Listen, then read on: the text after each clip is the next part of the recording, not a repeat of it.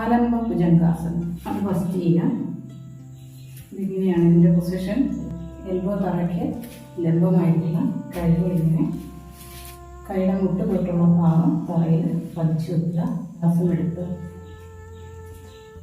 Upper സ്റ്റൊമക്കും ചെസ്റ്റും ഉയർത്തി പിടിക്കുക. സാലംബ ഭുജംഗാസനം. ശ്വാസം വിട്ട് താഴുക. വീണ്ടും മുൻപി ശ്വാസം എടുത്ത് വീഴുക.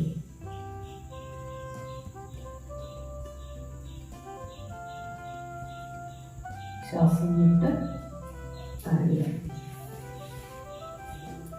ഭുജംഗാസനം അല്ലെങ്കിൽ കോബ്ര പോസാണ്. ഇതും കമിഴ്ന്ന് കിടന്നിട്ട് ചെയ്യുന്ന യോഗാസനമാണ്. കൈകൾ ചെസ്റ്റിൻ്റെ ഇരുവശത്തുമായിട്ട് വലിച്ചു വെക്കുക. ദീർഘമായി ശ്വാസം എടുത്തുകൊണ്ട് വീഴുക.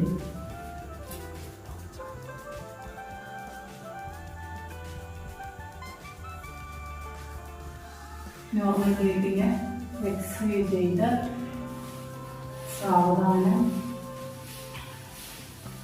താഴ്ന്ന് പൂർവ്വത്തിൻ്റെ വരും. നമ്മുടെ നേവലിന് മുകളിലേക്കുള്ള ഭാഗം മാറ്റി നിന്ന് ഉയർന്ന ബെൻഡ് ചെയ്തിരിക്കണം.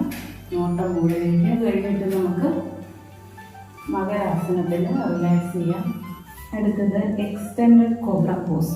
Extended cobra pose.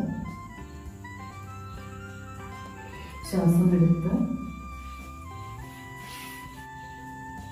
കൈകൾ നല്ലതായിട്ട് എക്സ്റ്റെൻഡ് ചെയ്താണ് ഇതിന് പിടിക്കുന്നത്.